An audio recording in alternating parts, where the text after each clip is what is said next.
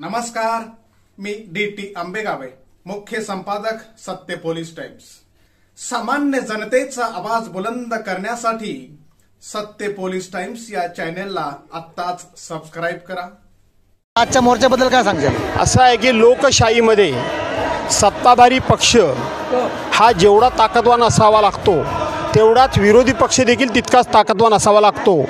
आणि तो जर विरोधी पक्ष कमकुवत झाला तर सत्ताधारी पक्षाच्या लोकांच्या डोक्यामध्ये खूप हवा जाते, ते अहंकारी होतात, ते गर्विष्ठ होतात आणि आता आमचं कोणी काही करू शकणार नाही। लोकांनी ठरवलं मार्कडवाडीसारख्या की या ठिकाणी आम्हाला पडताळणी करायची आहे।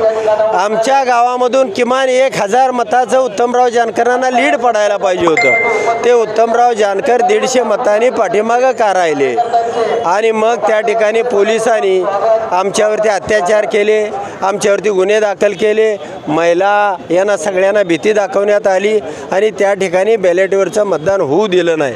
त्यानंतर मात्र मी सुप्रीम कोर्टामध्ये गेलो, इलेक्शन चीफ कमिशनमध्ये गेलो आणि त्या ठिकाणी मला 1,21,000 मतं जी दाखवण्यात आली होती EVMमध्ये 1,75,000 इतक्या लोकांचं प्रतिज्ञापत्र मी इलेक्शन कमिशनला दिलं आणि माझा राजीनामा दिला।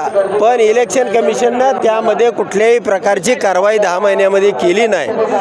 त्यानंतर मात्र मी जे काय लाईव्ह व्हिडिओ आहेत त्याच्यामध्ये मतदान प्रक्रिया कशी केली जाते, त्याच्यामध्ये चिठ्ठी बाहेर येत असताना, चिठ्ठी प्रिंट होत असताना ती कोरी येते, त्यावरती प्रोजेक्टरनं लाईट दाखवली जाते, जसं पिक्चरमध्ये आपल्याला चित्र दाखवलं जातं आणि पुन्हा तुटत असताना त्यावरचं चित्र काढून घेतलं जातं, पुन्हा ती पांढरी होते आणि स्लो 1 सेकंदाचा 40वा भाग केला की त्याच्यामध्ये ती दिसते, सहजासहजी आपल्या डोळ्याला ती दिसू शकत नाही आणि त्याला कट करण्यासाठी रोलर लावलेले आहेत, खट किरणा मशीन ती चिठ्ठी तोडली जाते।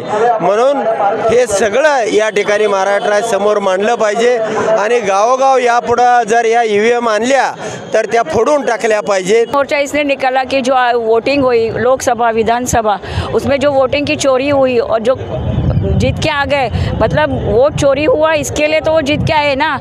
उन्होंने लोकसभा में थोड़े से हमारे उम्मीदवार ज़्यादा जीत के आए थे, इसके लिए लोगों ने विधानसभा में तो पूरा ही कर दिया। तो ये वोट चोरी कब तक चलेगी? अभी सामान्य जनतेचा बुलंद आवाज, सत्य पोलीस टाइम्स।